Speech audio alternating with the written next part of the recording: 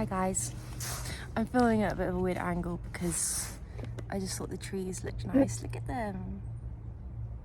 I wish that was like the whole background, but if I put it like this, it's just not as nice.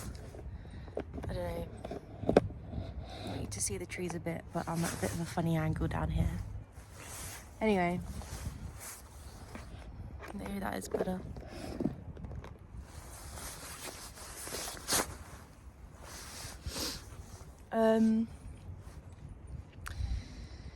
I was just doing an application to an outdoor brand, and one of the questions was, what does escapism mean to you?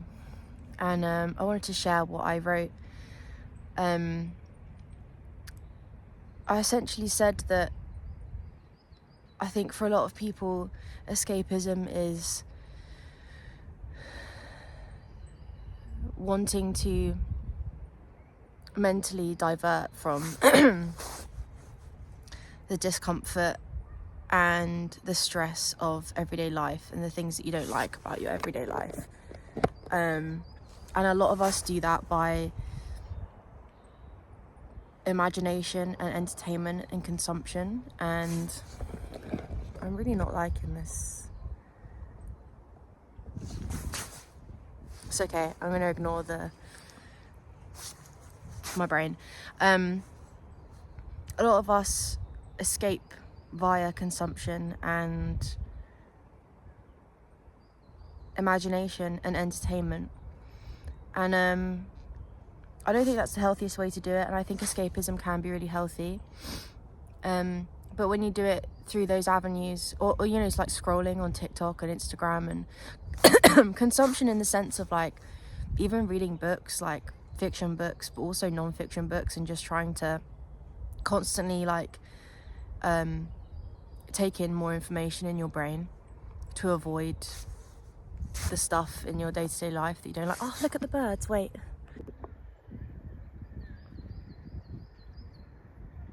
The lake here is really pretty. Anyway, sorry.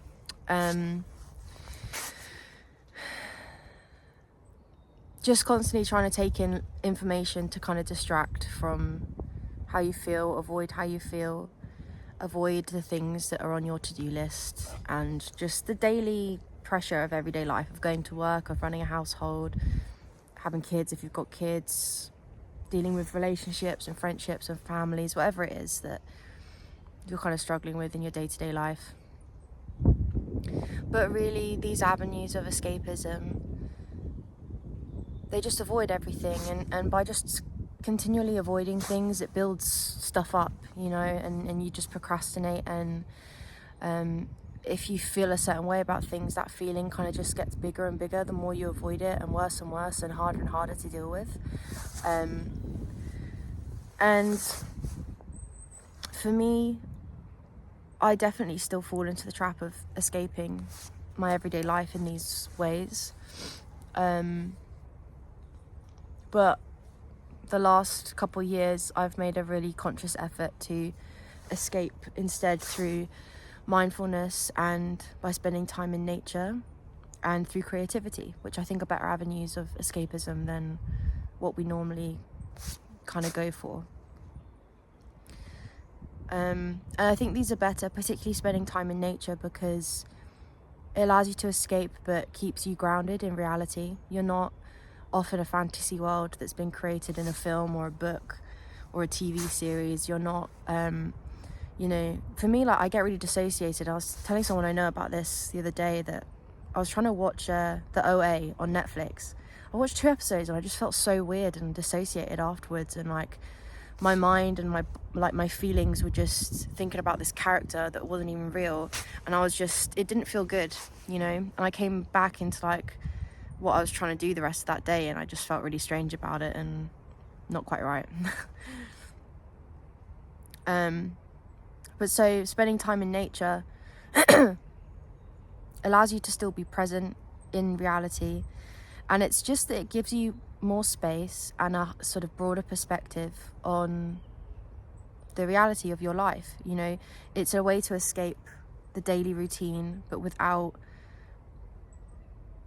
taking your brain off into a whole other world and avoiding everything. And actually you can sit there and think about your day-to-day life whilst you're in nature, and suddenly those stresses and the problems that you've been thinking about in your day-to-day life don't seem so big, and they seem a lot smaller. And when you look at the way that nature works and functions, and you're watching the birds just foraging for their food, and you're just watching the trees moving around in the breeze, you know, suddenly all of life's really big problems and stresses don't seem so big, because you realize we're just like them. We're just a little biological being that's roaming the planet, and we're just here for an uncertain amount of time.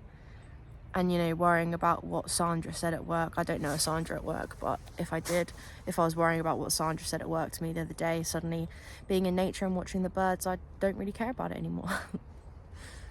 I wanted to offer some ways that you can be more mindful, because, you know, just going for a walk and just walking around in nature, it doesn't necessarily help you to escape, and it doesn't necessarily recharge you in the way you may be hoping for if you're not being mindful about it and if you're not being intentional. And so if you are out in nature, if you're just sitting, like for example me now, I'm just sitting by the lake, and I'm not escaping because I'm sitting here talking to a camera, but that's another thing. But if I was just sitting here at the lake to escape and to recharge my batteries and to de-stress from day-to-day life, I'd be just trying to be mindful of what's around me, and rather than letting my thoughts run and sitting there thinking too much about my life, it's like, oh yeah, I'm thinking about this from the other day and what I'm going to make for dinner and what I'm going to have later on. There's someone coming. I wanted to offer some ways to be mindful when you are in nature, and I'm going to show you some stuff that I like to look at in nature. I'm going to take you for a little nature walk so that you can see what I like looking at, and how to escape the turmoil of everyday life as a human being. Oh, because God, it's a struggle sometimes.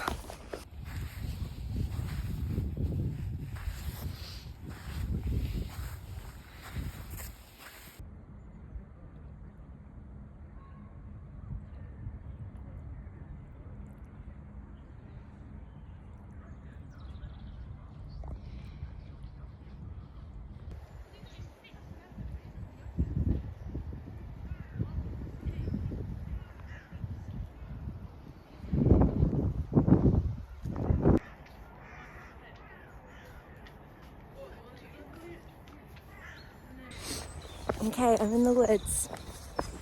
It is getting a bit dark, but I can put the light on if I need to. First of all, well, listen to the birds. There is some traffic over there. Let me go down a bit more. The birds, look how tall the trees are.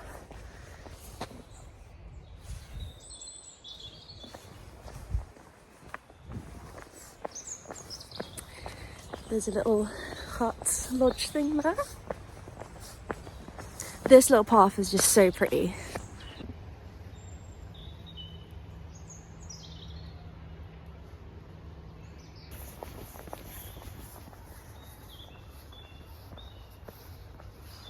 Look at this moss. Wow. So this is a fern, and on the underside of the ferns are all these little, I think they're called sori or sorai, which are these little pockets. Let me see if I can. They're little pockets of spores, and that's how the fern disperses and reproduces. So the spores come out of those little pockets and they disperse to the environment, and when they find an ideal little spot that they want to chill in, they I think form into, I don't know actually, they just chill there, and then the spore contains the male and female sex cells, and then they turn into the organs, and then it like fertilizes itself and then turns into a plant. How freaking sick is that? That's sick. You can't tell me otherwise. You can hear the birds now. And people screaming.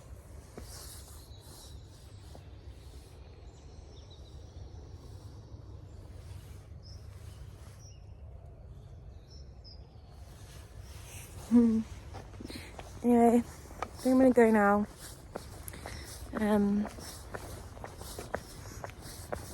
Hope you have a good day. See ya. Bye. See you next time. Have a great time without me. And I'll see you next time you're here with me.